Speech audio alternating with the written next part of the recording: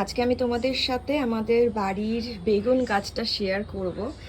কবে থেকে বেগুনগুলো হয়ে রয়েছে আমি ভিডিওটা করতে পারছি না বলে কাটা হচ্ছে না। দেখো এই দেখো এর পাশে একটা বেগুন, সাদা বেগুন বোধহয় বলে এটাকে, কাটা বেগুন।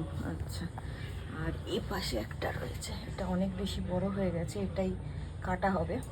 তো দুটো বেগুন হয়েছে, দুটো তো দেখো কি সুন্দর গোবর সার দেওয়া হয়েছে।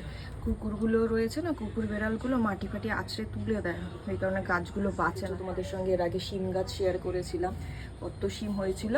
ওই শিম গাছটাকে পুরো কুকুরে একেবারে আছড়ে উপড়ে দিয়েছে, ব্যাস ওটা শেষ। আবার নতুন করে লাগানো হয়েছে। চলো এবার এটাকে কেটে নেওয়া যাক। তো এই যে দেখো কি সুন্দর, একদম গ্লসি, পরিষ্কার পরিচ্ছন্ন, মানে কোনো পোকাতে ধরে না, বিভিন্ন জায়গায় ফুটো ফুটো টাইপের হয়ে থাকে, সেরকম নয় কিন্তু। এই পড়ে গেছে বেগুনটা।